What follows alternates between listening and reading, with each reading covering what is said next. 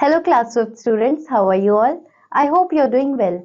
Today we are going to start with your second chapter which is sentences, phrases and clauses. Let's get started. The sentences. A sentence is a group of words that makes complete sense. So students ये तो आपको पता ही होगा कि एक sentence क्या होता है. एक सेंटेंस वो होता है जो ग्रुप ऑफ वर्ड्स होता है और एक कंप्लीट सेंस बनाता है. आगे देखिए. A sentence contains a subject and a predicate and which makes complete sense by itself. That is, it does not depend on any other word or group of words to do so. Since a predicate must contain a verb, it follows that a sentence must contain a subject and a verb. Remember that a predicate may be made up of only a verb. Examples देखिए. The lion is the king of the jungle. The party will be held at sunset. Students यहाँ पे unset लिखा है, उससे पहले आप s लगा के उसे sunset लिखेंगे, ठीक है. थर्ड देखिए. Sagar was reading a book of stories. अब देखिए आगे. Each of the above group of words contains a subject and a predicate. हमने ऊपर तीनों sentences पढ़े हैं, उनमें वो ग्रुप ऑफ वर्ड्स है, उनमें एक सब्जेक्ट भी है और प्रेडिकेट भी है. कैसे, आइए देखिए. द लायन क्या है आपका सब्जेक्ट है, plus is the king of the jungle. Is the king of the jungle, ये जो हमने ग्रुप ऑफ वर्ड पढ़ा ये प्रेडिकेट है. इसी तरीके से आगे देखिए. द पार्टी आपका सब्जेक्ट है, plus will be held at sunset, ये आपका प्रेडिकेट हो गया. इसी तरीके से देखिए. सागर हो गया आपका subject, plus was reading a book of stories, ये हो गया आपका predicate. Also each makes complete sense by itself, so all three are sentences. और जैसे कि हमने पढ़ा इन्हें, ये तीनों के तीनों ग्रुप ऑफ वर्ड्स सेंस बनाते हैं, इसीलिए कंप्लीट सेंस है तो ये एक सेंटेंस है, हम इसे सेंटेंस कंसिडर कर सकते हैं. द फ्रेज, अब हम फ्रेज के बारे में पढ़ेंगे. Now look at the sentence again. They contain smaller group of words, none of which contains a subject and a predicate. अब यहाँ पर small group of words हम पढ़ेंगे जिनमें से उनमें ना तो subject है ना predicate है, still वो एक complete sense बनाते हैं. For example, the jungle, at sunset, of stories. Moreover, none of these makes complete sense by itself. Each depends on other groups of words to do so. Such a group of words is known as a phrase. अब ये तीनों ही जो हमने ऊपर group of words पढ़े हैं, इनका अलग से अगर हम इन्हें पढ़ेंगे तो इनका कोई सेंस हमें समझ में नहीं आ रहा, लेकिन जब हमने इन्हें प्रेडिकेट और सब्जेक्ट के साथ में जोड़ा तब ये एक कंप्लीट सेंस बनाते हैं. इसी तरीके से अब देखिए. The clause. The king sat on a throne. The throne was made of gold. First, in first example, there is a subject, the king, and a predicate, sat on a throne. And in second, there is a subject, the throne, and a predicate, was made of gold. Secondly, each makes complete sense by itself, so each is a sentence. If we now join these two sentences, we get the king sat on a throne and the throne was made of gold. Since the two sentences have become part of a large sentence, we do not call them sentences any longer. We call them clauses. जैसे कि हमने पढ़ा students, ये हम अलग अलग sentence भी इनको बना सकते थे, बट हमने इसको एक ही सेंटेंस बनाकर रखा, इसीलिए हम इसे क्लॉजेस बोलते हैं. जो अलग अलग सेंटेंस को अगर हम ज्वाइन कर देते हैं तो उनको जब हम एक साथ पढ़ के एज अ वन सेंटेंस पढ़ते हैं तब हम उसे क्लॉजेस कहते हैं. Let us take one more example. एक और एग्जांपल देखिए. The party will be held when the sun sets. In third, ये जो हमने थर्ड एग्जांपल देखा है, देयर आर टू क्लॉजेस. यहाँ पर दो क्लॉजेस हैं. पहला है आपका the party will be held, यानी कि पार्टी होगी, ये चीज हमें एक क्लॉज मिल गया. And second is when the sun sets. कब होगी, जब सनसेट हो जाएगा. तो दूसरा हमें जो क्लॉज मिला वो है व्हेन द सन सेट्स. तो ये हमारे दो क्लॉजेस हो गए. इन दो क्लॉजेस को मिलाकर हमने एक सेंटेंस बनाया. अब आगे देखिए phrases and clauses. The princess wore a diamond crown. The princess wore a crown of diamonds. The princess wore a crown which was made of diamonds. अब आप देख सकते हैं कि ये जो सेंटेंस हमने तीनों पढ़े हैं, तीनों का मतलब सेम ही है, पर ये अलग अलग तरीके से लिखे हैं. आइए हम इन्हें डिस्कस करते हैं. In first sentence, diamond is an adjective qualifying the noun crown.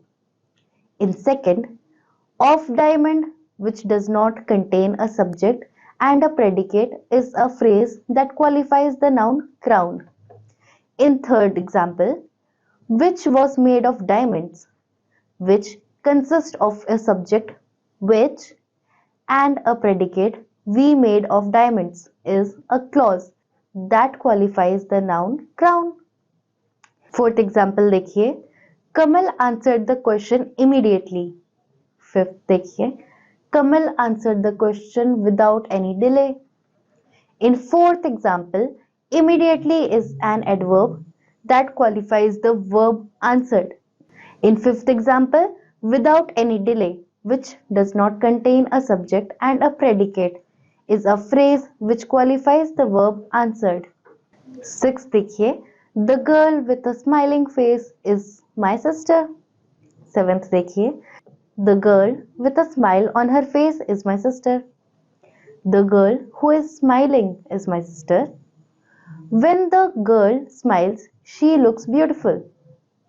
In sixth example, smiling is an adjective which qualifies the noun face. In seventh example, with a smile on her face, which does not contain a subject and a predicate, is a phrase which qualifies the noun girl. In eighth example, who is smiling, which contains a subject who and a predicate is smiling, is a clause which qualifies the noun girl. In ninth example, there are two clauses. The first is girl, जो आपका subject है, plus smile, जो आपका predicate है. Second देखिए, she, जो आपका subject है, प्लस लुक्स ब्यूटिफुल, जो आपका प्रेडिकेट हो गया.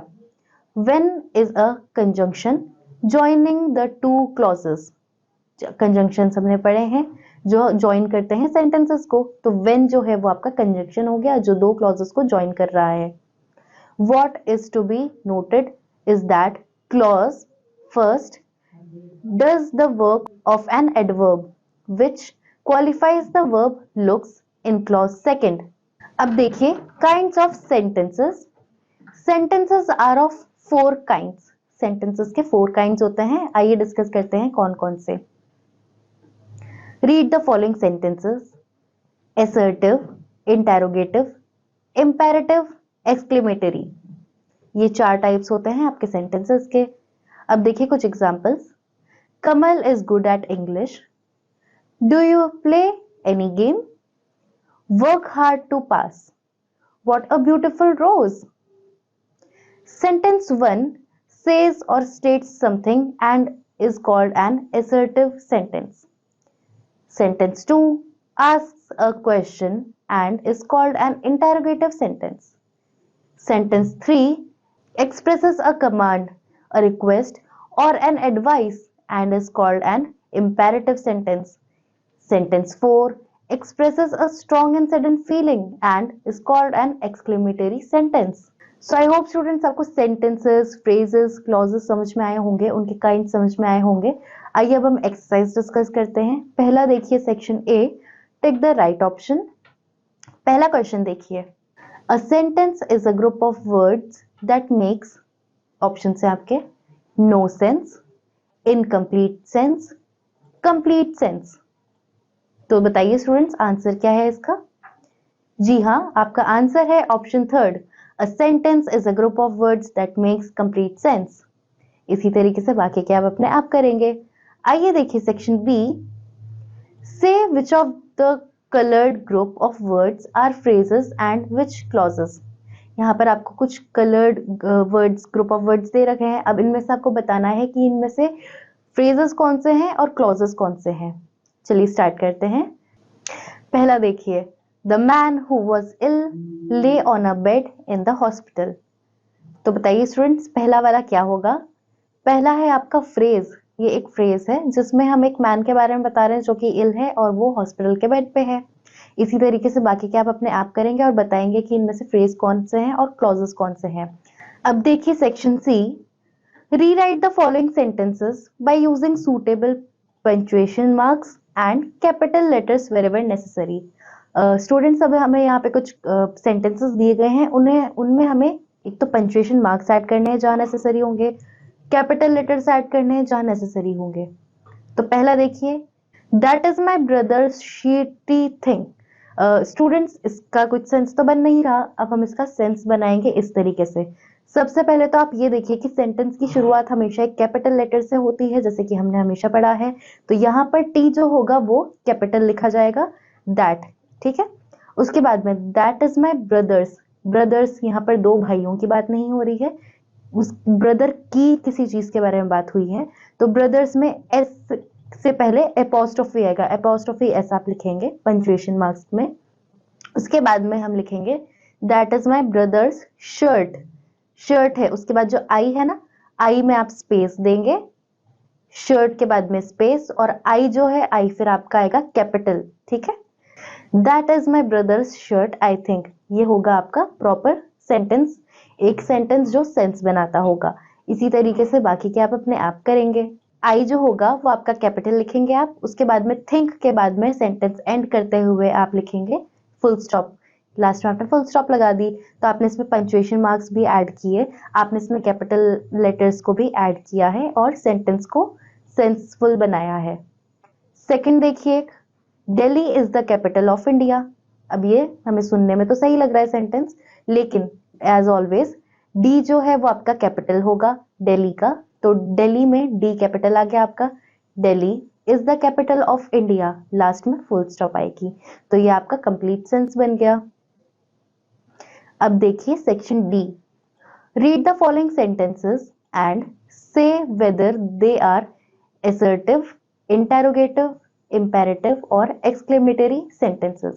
अब यहाँ पर आपको सेंटेंसेस दिए गए हैं, इनमें से आपको बताना है कि वो कौन से काइंड ऑफ सेंटेंसेस में आता है इन चारों में से। पहला देखिए, did you lose the match. यहाँ पे क्वेश्चन मार्क है, क्वेश्चन मार्क यानी कि इंटेरोगेशन है, तो इंटेरोगेशन से इंटेरोगेटिव, तो ये एक इंटेरोगेटिव सेंटेंस है, तो यहाँ पर साइड में आप इंटेरोगेटिव लिखेंगे। इसी तरीके से दूसरा देखिए, मार्च फॉरवर्ड, ये एक कमांड हो सकती है, हाँ? इसीलिए यहाँ पर आएगा इंपेरेटिव, इंपेरेटिव सेंटेंस। इसी तरीके से बाकी क्या आप अपने आप करेंगे। आई होप स्टूडेंट्स आपको सेंटेंसेस, फ्रेजेस एंड क्लॉजेस समझ में आए होंगे, काइंड्स उनके समझ में आए होंगे, उनका यूज समझ में आया होगा कि हमें उन्हें किस तरीके से कब किस कहाँ यूज करना है। एक्सरसाइज हम लोगों ने डिस्कस की है, बाकी की आप अपने आप प्रैक्टिस करेंगे। We'll meet you in the next class, till then bye students.